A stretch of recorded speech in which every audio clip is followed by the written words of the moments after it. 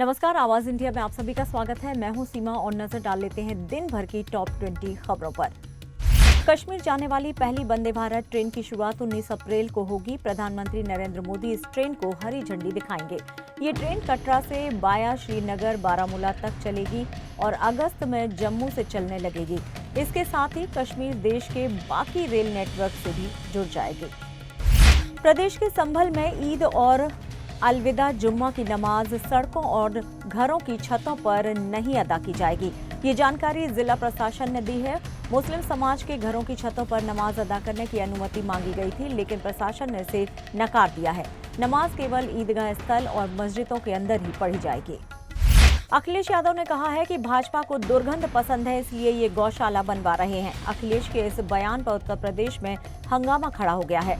BJP नेताओं ने भी सपा अध्यक्ष पर जबरदस्त पलटवार किया है। अखिलेश यादव के दुर्गंध वाले बयान पर केशव प्रसाद मौर्य ने पलटवार किया है। ग्वाल के बेटे को अगर गाय के गोबर से दुर्गंध आने लगे तो समझना चाहिए कि वो अपनी जड़ों और समाज से पूरी तरह से कट चुका है। अखिलेश यादव को भी गोबर से दुर्गंध आ रही है तो अकाल तय है। हरियाणा सरकार ने इस बार ईद की छुट्टी को रद्द कर दिया है। मुख्य सचिव हरियाणा अनुराग रस्तोगी की ओर से जारी किए गए पत्र के अनुसार वित्त वर्ष 2024-25 की क्लोजिंग होने की वजह से ईद की छुट्टी को रद्द किया जा रहा है। अब 31 मार्च की छुट्टी को प्रतिबंधित अवकाश में बदला गया है। उत्तराखंड में चार धाम यात्रा के दौरान वीडियो रील बनाने वालों और यूट्यूबर्स की एंट्री पर रोक लगाई जा सकती है। केदारनाथ बद्रीनाथ पंडा समाज ने तय किया है कि मंदिर परिसर में इन लोगों को नहीं आने दिया जाएगा। इसके अलावा पैसे देकर वीआईपी दर्शन की व्यवस्था भी बंद रहेगी। श्री सिद्धिविनायक गणपति मंदिर ट्रस्ट में गुड़ी पाड़वा के अवसर पर चढ़ाए गए सोने चांदी के आभूषणों की सार्वजनिक नीलामी 30 मार्च को सुबह 11 बजे की जाएगी। इससे चांदी के सिक्के भी बिक्री के लिए रखे जाएंगे।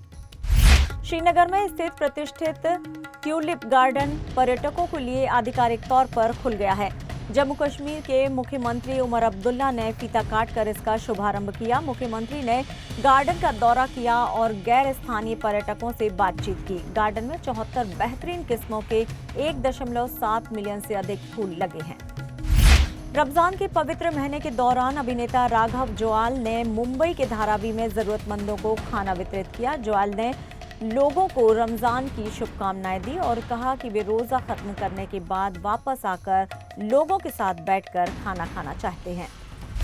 अमित शाह ने संसद में कहा है कि सरकार एक कोऑपरेटिव मॉडल बेस्ड नई टैक्सी सर्विस लॉन्च करने की योजना बना रही है। इस सरकारी कैब सर्विस का उद्देश्य ड्राइवर्स को अधिक फायदा पहुंचाना है। शिवसेना यूवीटी चीफ और महाराष्ट्र के पूर्व मुख्यमंत्री उद्धव ठाकरे ने बीजेपी पर साधा निशाना है। उन्होंने बोला, उद्धव ठाकरे ने गुरुवार को मुंबई में एक प्रेस कॉन्फ्रेंस में बीजेपी के सौगाते मोदी कार्यक्रम पर निशाना साधा है। ठाकरे ने कहा कि जब मुस्लिम हमें वोट देते थे तो वो जिहाद उसे कहते थे। ईद के मौके पर बीजेपी ने सौगाते मोदी कार्यक्रम शुरू किया है, ये सत्ता के लिए है। उद्धव ठाकरे ने ये भी कहा कि ये फर्जी हिंदुत्व है।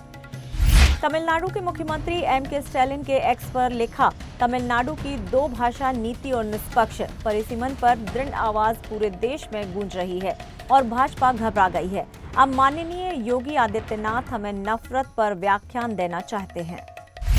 पप्पू यादव ने मंत्री के कंधे पर रखा हाथ तो ओम बिरला ने लगाई क्लास, सदन की मर्यादा दिलाई याद। दरअसल पप्पू यादव सदन में केंद्रीय नागरिक उड्डयन मंत्री राम मोहन नायडू के बगल में बैठे थे। उन्हें मंत्री के साथ हंसी मजाक के साथ बातचीत करते हुए देखा गया और इस दौरान उन्होंने नायडू के कंधे पर हाथ रखा, जिस पर स्पीकर ओम बिरला ने उनकी क्लास लगा दी। उड़ीसा की राजधानी भुवनेश्वर में कांग्रेस कार्यकर्ताओं और पुलिस के बीच झड़प के बाद प्रदर्शन हिंसक हो गया। इस दौरान पुलिस ने प्रदर्शनकारियों को तितर-बितर करने के लिए लाठीचार्ज किया। यूक्रेनी राष्ट्रपति वोलोदिमीर जेलेंस्की ने बड़ी बात कही है। जेलेंस्की ने कहा है कि रूस के राष्ट्रपति व्लादिमीर पुतिन जल्द ही मर जाएंगे। फ्रांसीसी राष्ट्रपति एमेनुएल मैक्रोन से मिलने के बाद जेलेंस्की ने ये बात कही। आईएईए की रिपोर्ट और अमेरिकी खुफिया जानकारी ईरान के परमाणु हथियार बनाने की क्षमता की ओर इशारा करती है। भूकंप, रूस का सहयोग और क्षेत्रीय तनाव ईरान के परमाणु कार्यक्रम की वास्तविक स्थिति पर सवाल उठा रहे हैं।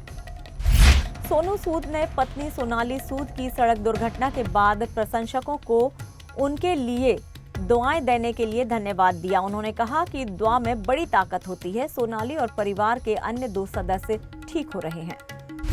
सलमान खान ने जान से मारने की धमकियों पर खुलकर बात की है। कहा, सुरक्षा को लेकर मेरी चिंताएं हैं, लेकिन मुझे विश्वास है कि भगवान और अल्लाह ने जो उम्र लिखी है उतनी जीनी ही है। अर्जुन कपूर ने अपनी मां मोना शौरी कपूर की 13वीं पुण्यतिथि पर एक इमोशनल नोट सोशल मीडिया पर साझा किया। उन्होंने अपने बचपन की तस्वीरें साझा करते हुए लिखा, आज 13 साल हो गए मां, मैं तुम्हें हर एक दिन याद करता हूं। मैं आपसे बहुत प्यार करता हूं। अर्जुन कपूर की मां का निधन 25 मार्च 2012 को मल्टीपल ऑर्गन फेल होने की वजह से हो गया था। बॉलीवुड अभिनेता अरमान कोहली के लोनावाला स्थित बंगले में चोरी हुई है। चोरी में 12 तोले की सोने की चेन और 1 लाख कैश चुराए हैं। इस मामले में लोनावाला पुलिस ने केस दर्ज किया है और पुलिस आरोपियों की तलाश कर रही है। फिलहाल टॉप 20 खबरों में इतना ही। नमस्कार।